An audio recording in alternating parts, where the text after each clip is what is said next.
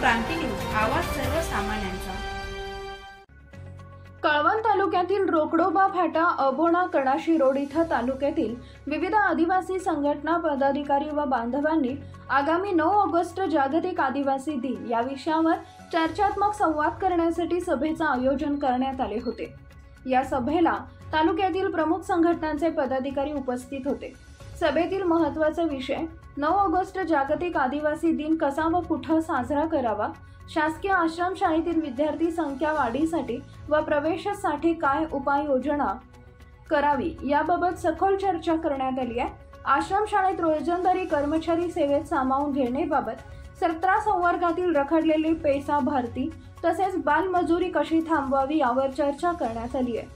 यावेळी आदिवासी बचाव अभियानचे जिल्हाध्यक्ष राम चौरे, के गांगुर्डे, आदिवासी शक्ती सेना जिल्हाध्यक्ष सुदाम भोये, तुषार बर्डे, बेबीलाल पालवी, पांडुरंग गायकवाड, भगवान खिल्लारी, कैलास अहिरे, सुरेश गायकवाड आदी मान्यवर उपस्थित होते।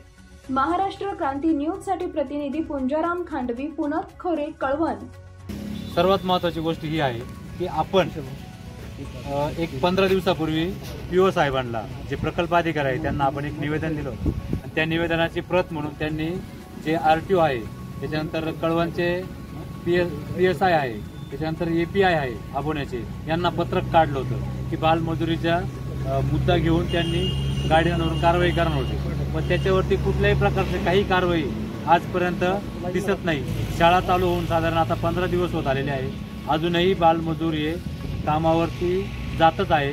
शाळेमध्ये विद्यार्थी संख्या त्या ठिकाणी कमी आहे आणि शाळेमध्ये ऍडमिशन मिळावं यासाठी आपले काही पालक, आपल्या काही संघटना शाळेमध्ये गेल्यानंतर कुठल्याही प्रकारची चांगली वागणूक त्या ठिकाणी आदिवासी समाजातल्या कार्यकर्त्यांना, संघटनेच्या पदाधिकाऱ्यांना त्या ठिकाणी दिली जात नाही, याची खूप मोठी शोकांतिका या ठिकाणी आहे।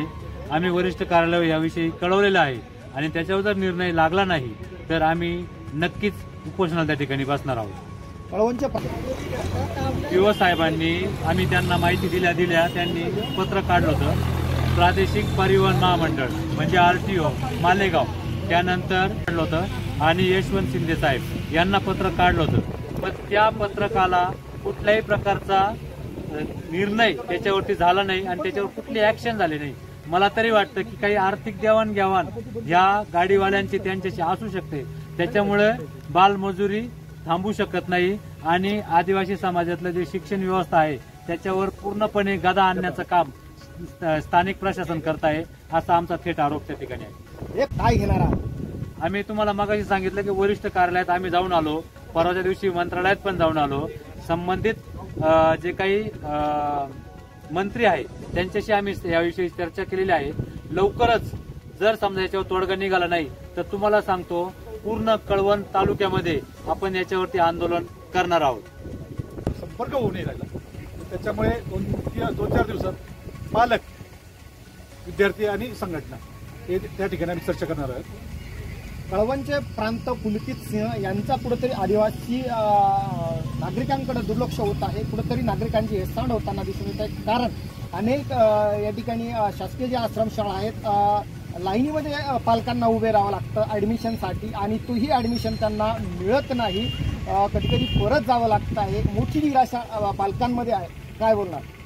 हाच विषय आहे, पर्यवेक्षकच खरं आहे, परंतु आम्ही त्या पुलंकित साहेबांना दोष देणार नाही। त्याचं कारण असं आहे की आता नवीन झालेलं आहे आणि त्यांना या शाळेबाबतीत काही अनुभव नाही, पण दोष त्यांचा नाही, तिथलं जे प्रशासन आहे, तिथले जे अधिकारी आहे हे त्यांना व्यवस्थित गाईड करत नाही, असा आमचा आरोप आहे। त्याचं कारण असं आहे की साहेबांना जे असते का हा सुद्धा साहेबांना विषय माहिती, मग ही त्या तिथल्या प्रशासनामध्ये जे पूर्वी काम करतात त्या लोकांनी साहेबांना व्यवस्थित सांगितलं गेलं पाहिजे आणि म्हणून ज्यापर्यंत संघटना आणि पालक साहेबांची चर्चा होत नाही, त्यावर चर्चा होत नाही तोपर्यंत साहेबांना त्याबद्दल कल्पना येणार नाही आणि तोच विषय आहे की आम्हाला एकदा साहेबांची फेस टू फेस आम्हाला या विषयावर आम्ही चर्चा करणार आहोत आणि जास्तीत म्हणजे जे काही राहिलेले पालक विद्यार्थी आहेत त्यांना कसा न्याय मिळेल आमचा प्रमुख आता विषय राहणार आहे।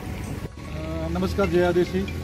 आज फक्त 9 ऑगस्ट जागतिक आदिवासी दिवस कसा साजरा करायचा आणि कोणत्या ठिकाणी साजरा करायचा याबद्दल चर्चा झाली आणि सध्या 5वी, 8वी आणि 11वी एक आदिवासी वसतिगृह आहेत, हे शाळा आहेत, त्या ठिकाणी जे काही प्रवेश आहे ती पालकांना ठिकठिकाणी फिरावं लागतं आणि या शासनाचा एक नियम असा आहे की जी गावची शाळा असेल तर ती गावचे जे काही गावं जोडले असतील त्याच गावाच्या लोकांना फॉर्म देत असतात।